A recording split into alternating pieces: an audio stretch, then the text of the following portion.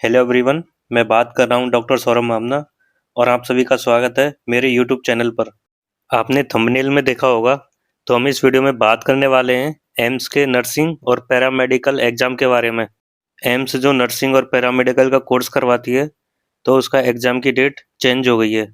BSc nursing की जो पहले एग्ज़ाम डेट थी, वो थी 28 जून, जो कि अब चेंज हो गई है और वो एक दिन पहले होगा 27 जून को। वहीं एम्स पैरामेडिकल का एग्ज़ाम 23 मई को होने वाला था, लेकिन अब वो बढ़कर 4 जुलाई हो गया है। ये जो एम्स पैरामेडिकल के एग्ज़ाम की जो डेट थी, वो लगभग 1 महीने 3 दिन आगे शिफ्ट कर दी है। वहीं बीएससी नर्सिंग के एग्ज़ाम में केवल 1 दिन का ही डिफरेंस है। तो इन डेटों को ध्यान में रख के आप अपनी प्रिपरेशन जारी रखना। दोस्तों, हम इस वीडियो में आगे बात करने वाले हैं, ये जो बीएससी नर्सिंग और पैरामेडिकल का जो कोर्सेज़ है, वो कौन से एम्स के कॉलेजों में अवेलेबल है। वहीं इन दोनों एग्ज़ाम की हम एग्ज़ाम डेट देखेंगे और इनमें क्या-क्या एलिजिबिलिटी क्राइटेरिया है, वो सब आगे हम बात करने वाले हैं। और इसका पैटर्न क्या रहने वाला है, कितने मार्क्स का ये पेपर रहेगा, यही सारी बातें हम आगे करेंगे डिस्कस। तो आगे बात करते हैं, ये जो दोनों कोर्सेज़ हैं, एम्स बीएससी नर्सिंग और एम्स पैरामेडिकल का, ये कौन से एम्स में अवेलेबल हैं।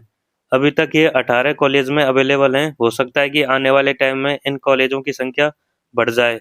तो इन कॉलेजों की बात करते हैं, एम्स न्यू दिल्ली, जोधपुर, भोपाल, भुवनेश्वर, एम्स ऋषिकेश, रायपुर, नागपुर, पटना, बिलासपुर, कल्याणी, गोरखपुर, रायबरेली, बठिंडा, बीबीनगर, मंगलागिरी, देवघर, गुवाहाटी एंड जम्मू। जो बच्चे नीट की प्रिपरेशन कर रहे हैं, उनको ये दोनों एग्ज़ाम का फॉर्म ज़रूर भरना चाहिए। अगर आपका नीट में सिलेक्शन हो जाता है तो बहुत अच्छी बात है, और अगर आपका सिलेक्शन नहीं होता है तो बैकअप के लिए ये दोनों एग्ज़ाम काफ़ी अच्छे हैं। इम्पोर्टेंट डेट्स की बात करते हैं, तो यहाँ पे 2 तरह के रजिस्ट्रेशन होते हैं। एक बेसिक रजिस्ट्रेशन होता है, उसका कोड जनरेट होता है। उसके बाद फाइनल रजिस्ट्रेशन होता है। ये रजिस्ट्रेशन अप्रैल मई में चलते हैं। उसी समय इसका ब्रोशर आएगा और उसी समय रजिस्ट्रेशन होंगे। तो ये पूरी एक प्रोसेस है।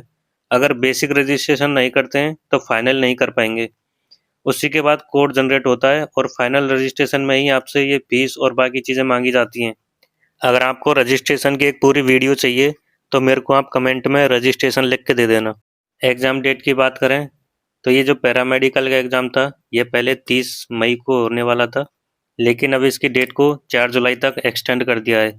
वहीं बीएससी नर्सिंग का जो एग्ज़ाम था, वो पहले 28 जून को होने वाला था, अब इसको एक दिन पहले कर दिया है, 27 जून को। बीएससी नर्सिंग लड़कियों के लिए रहता है और बीएससी पैरामेडिकल दोनों के लिए रहता है, लड़के और लड़कियों दोनों के लिए। आगे इस वीडियो में इन दोनों एग्ज़ाम की एलिजिबिलिटी क्राइटेरिया के बारे में समझ लेते हैं। तो बीएससी नर्सिंग के लिए एम्स में क्या है, ये केवल गर्ल्स के लिए है और इसमें मिनिमम एज 17 ईयर होनी चाहिए। अपर एज की कोई लिमिट नहीं है। अगर आप जनरल, ओबीसी, ईडब्ल्यूएस में आते हैं, तो फिजिक्स, केमिस्ट्री, बायो और इंग्लिश को मिला के 55% एग्रीगेट होना चाहिए। वही अगर आप एसटी, ओएससी और पीडब्ल्यूडी में आते हैं, तो फिजिक्स, केमिस्ट्री, बायो, इंग्लिश को मिला के 50% का एग्रीगेट होनी चाहिए। यहाँ पर आपको 5% का रिलैक्सेशन दिया गया है। वहीं बात करते हैं पैरामेडिकल के लिए, तो ये दोनों के लिए है, बॉयज़ और गर्ल्स दोनों के लिए। 17 ईयर मिनिमम एज है। अगर आप जनरल, ओबीसी, ईडब्ल्यूएस में, तो 50% एग्रीगेट होना चाहिए, फिजिक्स, केमिस्ट्री, बायोलॉजी और इंग्लिश को मिला के। वहीं एससी, एसटी, पीडब्ल्यूडी के लिए 45% एग्रीगेट होना चाहिए। आगे बात करते हैं एग्ज़ाम पैटर्न की। तो ये ऑनलाइन कंप्यूटर बेस्ड टेस्ट रहता है और हिंदी और इंग्लिश दोनों मीडियम में ये पेपर होता है। नर्सिंग का टोटल 100 नंबर का क्वेश्चन रहता है, जिसमें फिजिक्स 30 नंबर की, केमिस्ट्री भी 30 नंबर की और बायोलॉजी भी 30 नंबर की और 10 नंबर की जीके रहती है। वहीं पैरामेडिकल में जीके नहीं रहती, फिजिक्स 30 नंबर की, केमिस्ट्री 30 नंबर की और बायोलॉजी 30 नंबर की। पैरामेडिकल का टोटल 90 नंबर का क्वेश्चन रहता है। नर्सिंग के लिए जो टाइम मिलता है, वो 2 आवर 120 मिनट मिलते हैं। वहीं पैरामेडिकल में 90 क्वेश्चन के लिए 90 मिनट, यानी कि 1.5 घंटा मिलता है। इस एग्ज़ाम में नेगेटिव मार्किंग भी रहती है। एक क्वेश्चन करेक्ट पे 1 नंबर मिलेगा और अगर एक क्वेश्चन गलत किया है तो 1/3 नेगेटिव मार्किंग रहती है। देखो बच्चों, हर एक एंट्रेंस एग्ज़ाम के 2 पड़ाव होते हैं। पहला होता है क्वेश्चन पेपर को फेड करना और उसके बाद अच्छे से काउंसलिंग करना।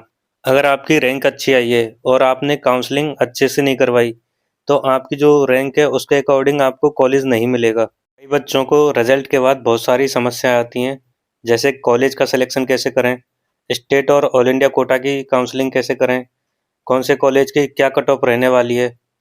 तो इन्हीं कन्फ्यूज़न को दूर करेगा आपका नीट काउंसलर MBBS वाला, जिसमें हम प्रोवाइड करने वाले हैं आपके रैंक के अकॉर्डिंग आपको कौन सा बेस्ट कॉलेज मिल सकता है, और हम ऑल इंडिया कोटा और स्टेट कोटा की काउंसलिंग करवाने वाले हैं।